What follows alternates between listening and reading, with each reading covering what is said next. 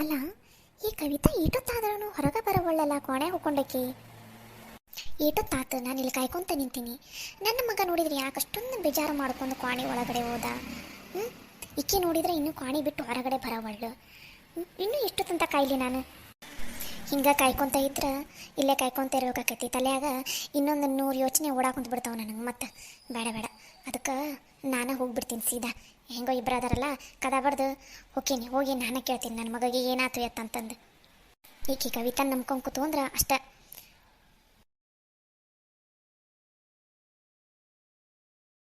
ರಾಜೋರಿ, tension ಮಾಡ್ಕೋಬೇಡಿ. ನೀವು ಜೋರಾಗಿ ಒದರಾಡಿದ್ರೆ ಮತ್ತೆ ಯಾರಿಗಾದರೂ ಕೇಳಿಸುತ್ತೆ.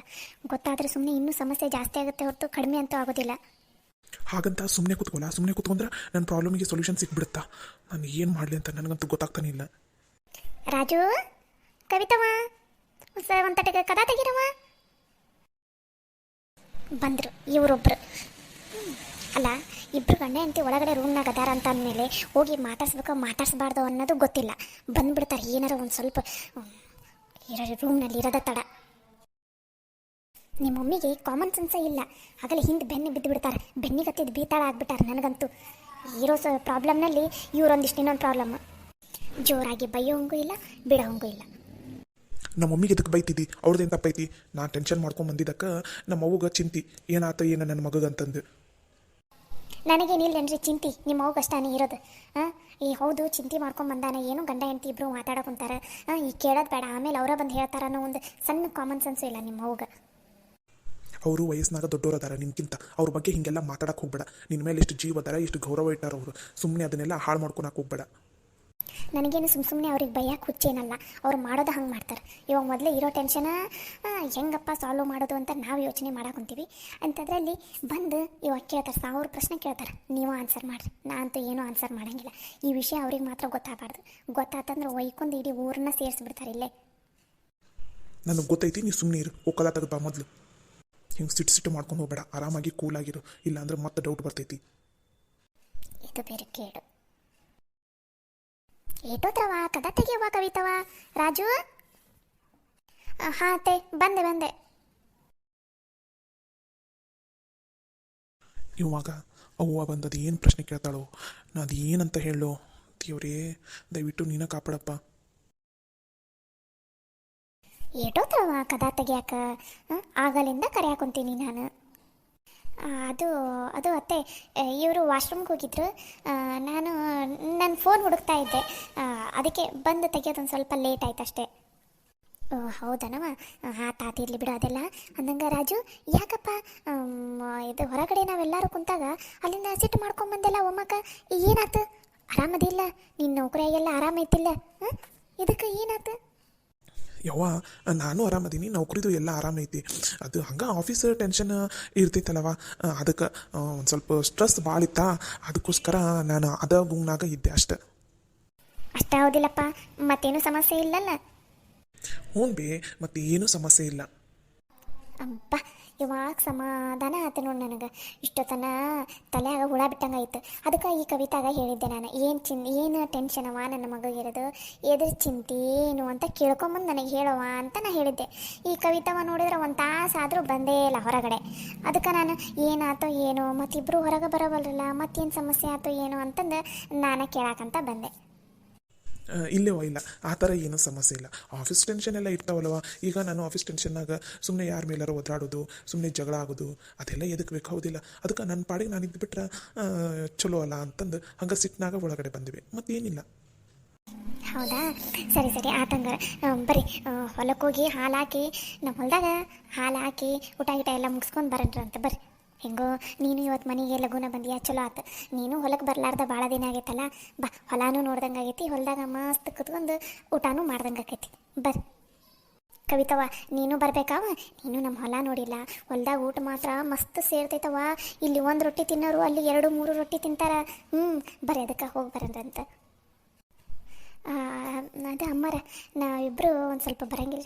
ಒಂದು ಸ್ವಲ್ಪ ಇವ್ರದ್ದು ಆಫೀಸ್ ಕೆಲಸ ಏನೋ ಪೆಂಡಿಂಗ್ ಉಳಿದೈತಂತ್ರಿ, ಅದನ್ನು ಇಲ್ಲೇ ಮನ್ಯಾಗ ಮಾಡ್ಬೇಕಂತವ್ರು. ಅದಕ್ಕೋಸ್ಕರ ಮತ್ತು ಅವ್ರನ್ನ ಬಿಟ್ಟು ನಾನಿಲ್ವ ಹೆಂಗೆ ಬರಲಿ ಹೇಳ್ರಿ? ನೀವು ಹೋಗಿ ಬರ್ರಿ. ಹ್ಞೂ ಬೇವ ಆಫೀಸ್ ಕೆಲಸ ಇವಾಗ ಒಂದು 2-3 ದಿನ ಮನ್ಯಾಗ ಇದ್ದು ಆಫೀಸ್ ಕೆಲಸ ಮುಗಿಸ್ಕೊಳ್ರಿ ಅಂತಂದಾರೆ. ಅದಕ್ಕೋಸ್ಕರ ಆಫೀಸ್ ಕೆಲಸ ಐತಿ ಬಿ ಅದನ್ನು ಮುಗಿಸಿ ಮುಗಿಸೋಷ್ಟಿಗೆ ಸಂಜೆನ ಆಕೈತಿ ಇವತ್ತು. ಅದಕ್ಕೆ ನಮ್ಗೆ ಊಟಕ್ಕೆ ಇಲ್ಲೇ ಬಿಟ್ಟು ಹುಡುಕಿದೆಲ್ಲ ನೀವು ತೊಗೊಂಡೋಗಿ ಅಲ್ಲೇ ನೀವು ಆರಾಮಾಗಿ ಊಟ ಮಾಡ್ಕೊಂಡು ಬಂದುಬಿಡೋಗ್ರಿವ. ಹಂಗಲ್ಲ, ಮನೆ ಇದು ಕಿರಿ ಮಗ ಕಿರಿ ಸೊಸೆನ ಬಿಟ್ಟು ಹೋಗಕ್ಕೆ ಮನ್ಸರ ಹೆಂಗೆ ಬರ್ತೈತೇಳು. ನೀವಿಬ್ಬರು ಇರಲಿಲ್ಲ ಅಂದ್ರೆ ನನಗೂ ಹೋಗಕ್ಕೆ ಮನ್ಸ ಬರೋಂಗಿಲ್ಲ ಗೊತ್ತನ. ಬರ್ರಿ, ಭಾಳತ್ತೇನಿಲ್ಲ, ಒಂದು ಅರ್ಧ ತಾಸ್ನಾಗ ಹೋಗಿ ಬಂದ್ಬಿಡನ್ರತ್ತ. ಹೆಂಗೋ ನಿಮ್ದು ಗಾಡಿ ಐತಲ್ಲ, ಗಾಡಿ ತೊಗೊಂಡ್ಬರ್ರಿ, ಹಾಲು ಹಾಕ್ರಿ, ಬಡ ಬಡ ಕುತ್ಕೋರಿ, ಬಡ ಬಡ ಊಟಕ್ಕೆಲ್ಲ ನೀಡ್ತೈತಿ. ಊಟ ಮಾಡಿದ್ರೆ ನೀವು ಬಿಟ್ಟು ಬಿಡ್ರಿ ಬೇಕಾದ್ರೆ.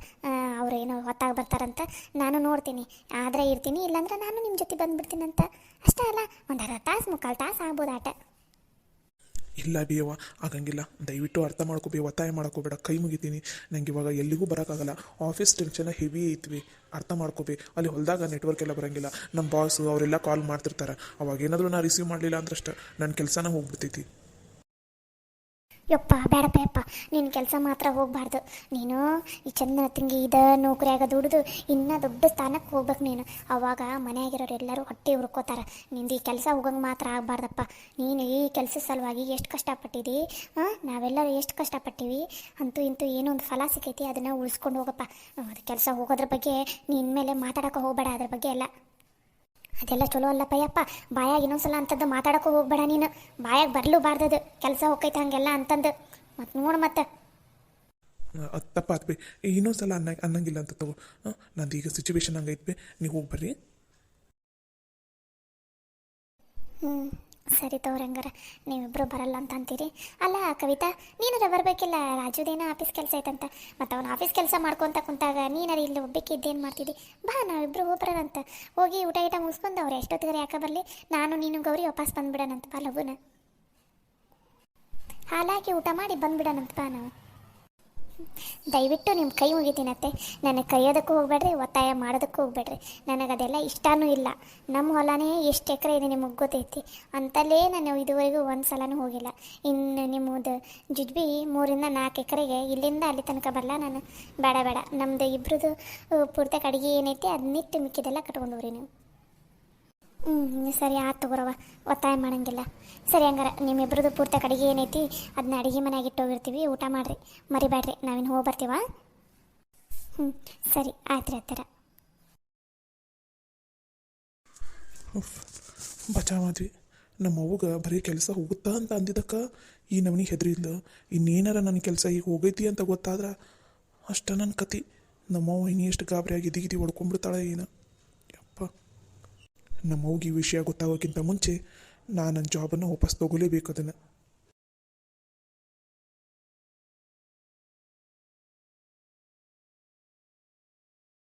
ಲಲಿತವ, ಸವಿತವ, ಎಲ್ಲೋದು ಈ ಹುಡುಗರು? ಈಗಾರ ಬುತ್ತಿ ಕಟ್ಟಿಟ್ಟೈತಿ ಅಂತ ಅಂದ್ರಲ್ಲ, ಇನ್ನು ಎಷ್ಟೊತ್ತಾಗೈತೆ ಏನೋ ಬಿಡೋದು. ಮತ್ತು ಚಂದ್ರು ಕರ್ಕೊಂಡು ಹೋಗಕ್ಕೆ ಬರ್ತಾನೆ, ಇನ್ನು ಕೃಷ್ಣ ಕರ್ಕೊಂಡು ಹೋಗಕ್ಕೆ ಬರ್ತಾನೆ. ನನ್ನನ್ನು ಕೇಳ್ಬೇಕಂದ್ರೆ ಇವು ಕಾಣವಲ್ವಲ್ಲ, ಎಲ್ಲಿ ಹೋಗವು? ಯವ್ವ, ಎಲ್ಲ ರೆಡಿ ಮಾಡ್ಯಾರನ್ಬೇ? ಏನಿನ ಇಲ್ಲ? ಹ್ಞೂ ಬುತ್ತಿ ಎಲ್ಲ ಕಟ್ಟಾರ. ಈ ಲಲಿತವ ಸವಿತ ಎಲ್ಲಿ ಹೋದ್ರೆ ಕಾಣವಲ್ರು. ಎಲ್ಲ ಕಟ್ಟಿ ಇಟ್ಟಾರ ಹೊರಗಡೆ. ತೊಗೊಂಡು ಹೋಗಿದ್ರೆ ಏನು, ಎಲ್ಲಿ ಹೋದ್ರೆ ಏನಕ್ಕೆ ಕಾಣವಲ್ರು ನೋಡು. ಅಂದಂಗೇನು ನಿನ್ನ ಮಗ ಸೊಸಿ ರೂಮ್ ಬಿಟ್ಟು ಹೊರಗೆ ಬರೋವಲ್ರಲ್ಲ. ಲಗುನ ಬಾ ಅನ್ನೋ ಹೊತ್ತಕೈತಿ, ಕದ ಒಂದು ಚಿಲ್ಕ ಹಾಕ್ಬೇಕಲ್ಲ, ಕಿಲಿ ಹಾಕ್ಕೊಂಡು ಹೋಗ್ಬೇಕಲ್ಲ. ಅವರಿಬ್ಬರು ಬರಲ್ಲ ಅಂತ ಬೇ. ಬರಲ್ಲಂತ ಯಾಕಂತ? ಅಯ್ಯವ್ವ, ಅದು ಆಫೀಸಿನ ಕೆಲಸ ಭಾಳ ಐತಂತ. ಅದೊಂದು ರಾಜುಗೆ ಒಂದು 2-3 ದಿನ ಮನ್ಯಾಗ ಕೊಟ್ಟಾರಂತ ಆಫೀಸ್ ಕೆಲಸ. ಅದನ್ನು ಲಗುನ ಮುಗಿಸ್ಬೇಕಂತ. ಈ ಹೊಲಕ್ಕೆ ಏನಾರ ಬಂದ ಅಂದ್ರೆ ಅಲ್ಲಿ ನೆಟ್ವರ್ಕ್ ಸಿಗಂಗಿಲ್ಲ. ಮತ್ತು ಲೇಟ್ ಆತಂದ್ರೆ ಮತ್ತು ಅವನಿಗೆ ಕೆಲ್ಸಕ್ಕೆ ತೊಂದರೆ ಆಗುತ್ತಲ್ಲ, ಅದಕ್ಕೋಸ್ಕರ ಅವ್ನು ಬರಲ್ಲ ಅಂತ ಅಂದ. ಹಬ್ಬದ ದಿನಾನು ಬರೇ ಆಫೀಸ್ ಕೆಲಸನ. ಒಂದು ಹಬ್ಬದ ದಿನನಾರ ಎಲ್ಲನೂ ಬಿಟ್ಟು ಒಂದು ಸ್ವಲ್ಪ ಹಬ್ಬನ ಆಚರ್ಸಕ್ಕೆ, ದೇವ್ರಿಗೆ ಕೈ ಮುಗ್ಯಾಕ, ದೇವ್ರಿಗೆ ಹಾಲು ಹಾಕಕ್ಕಾರ ಬಾ ಅಂತ ಹೇಳಿ ಹೋಗಿ ಊಟ ಬೇಕಾದ್ರೆ ಮನೆಗೆ ಬಂದು ಮಾಡಲಕ್ಕ ಬಂದು ದೇವರಿಗೆ ಹಾಲಾರ ಹಾಕಿ ಬಾ ಅನ್ನ. ಇಲ್ಲಾಂದ್ರೆ ಅವನಿಗೆ ನೋಡಿ ದರಿದ್ರ ಹತ್ತದು. ಯವ್ವ, ಏನೋ ಆಫೀಸ್ ಕೆಲಸ ಐತಂತೆ ಬಿಡು. ಅವನೇನು ಸುಮ್ಮನೆ ಬಿಟ್ಟ ನಾನು. ಅದು ಅಲ್ದ ಅವ್ನ ಪಾಲಿಂದ ನಾನೇ ಹಾಕ್ತೀನಂತ ತಗೋ. ಅಷ್ಟಕ್ಕೂ ಅವ್ನು ಬರಲಿಲ್ಲ ಅಂದ್ರೆ ಏನಾಗಂಗಿಲ್ಲ ತಗೋ. ನಾನಂತೂ ಹೇಳೋಷ್ಟು ಹೇಳೀನಿ, ಮಿಕ್ಕಿದ್ದೆ ನಿನಗೂ ನಿನ್ನ ಮಗಗೆ ಬಿಟ್ಟಿದ್ದು ಅಷ್ಟೆ. ಯವ್ವ ಅವನೇನೋ ಆಫೀಸ್ ಕೆಲಸ ಐತಂತ ಬಿಡ್ಬೇ ಅವನೇನು ಸುಳ್ಳು ಹೇಳಾಕುಂತ ನಾನು ಇಲ್ಲಂದ್ರೆ ಬರ್ತಿದ್ದ. ಅವನಿಗೂ ಹೊಲಕ್ಕೆ ಬರೋದು ಅಲ್ಲಿ ಊಟ ಮಾಡೋದು ಎಲ್ಲ ಭಾಳ ಇಷ್ಟ. ಆದರೆ ಏನು ಮಾಡೋದು ಇವಾಗ ಆಫೀಸ್ ಕೆಲಸದ ಹಿಂಗಾಗೈತಲ್ಲ. ಇರಲಿ ಬಿಡು, ಮತ್ತು ಬೇಕಾದ್ರೆ ಮುಂದಿನ ವರ್ಷ ಅವಾಗ ಯಾವಾಗಾರ ಬರ್ತಾನೆ ಬಿಡು. ಬಾಯಿಗೆ ನಾ ಹೋಗೋಣ, ಹೊತ್ತಕೈತಿ. ಸರಿ ಬಿಡು, ನೀನು ನಿನ್ನ ಮಗನ ಯಾವಾಗ ಬಿಟ್ಟು ಕೊಡ್ತಿದ್ದಿ? ಈಗಲ್ಲ, ಮುಂದೊಂದು ದಿನ ಗೊತ್ತಾಕೈತಿ ನಿನಗೆ. ಅವನಿಗೆ ಎಷ್ಟು ದರಿದ್ರ ಆತತ್ತ ಇವಾಗ ಹಾಲು ಹಾಕದೇ ಇರೋದು ಅಂತಂದು. ಸರಿ ನಡಿ ನಡಿ, ನಂಗೆ ಕೃಷ್ಣ ಎಲ್ಲ ಚಂದ್ರು ಕರೆಯಕ್ಕೆ ಬರ್ತೀನಿ ಅಂತಂದಾರ.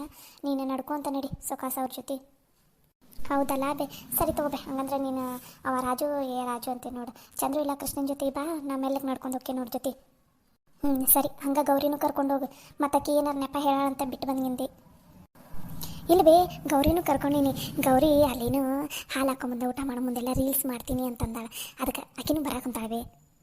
ನಿನ್ನ ಮಗಳೇನು ದೇವ್ರ ಸಂಬಂಧ ದೇವ್ರಿಗೆ ಹಾಲು ಹಾಕಕ್ಕಂತ ಹೊಂಟಿಲ್ಲ, ಆಕಿಗೆ ರೀಲ್ಸ್ ಬೇಕಂತ ಹಾಲು ಹಾಕಕ್ಕೆ ಹೊಂಟಾಳು ನೋಡು.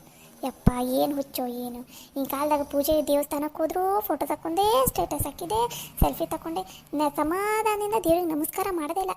ಈಗ ನಿನ್ನ ಮಗಳು ಹಂಗೆ ಅಲ್ಲಿ ನೆಮ್ಮದಿಯಿಂದ ಹಾಲು ಹಾಕಂಗಿಲ್ಲ. ಹಾಲು ಹಾಕೊಂಬಂದು ಫೋಟೋ, ಎಲ್ಲದಕ್ಕೂ ಫೋಟೋ ಫೋಟೋ ಫೋಟೋ. ಏನು ಹುಡುಗರ ಏನು ಅದೆಲ್ಲ ಈಗಿನ ಫ್ಯಾಷನ್ ಬೇ, ನಿನಗೆ ಗೊತ್ತಾಗಂಗಿಲ್ಲ. ಹೌದೌದು, ನಾ ಮುದಿಕೆಲ್ಲ ನನಗೇನು ಗೊತ್ತಾಗೈತಿ, ನಿನಗೆ ಗೊತ್ತಾಗುತ್ತಲ್ಲ ಸಾಕು. ನಡಿ ಮೊದಲು ನಿನ್ನ ಮಗಳನ್ನ ಕರ್ಕೊಂಡು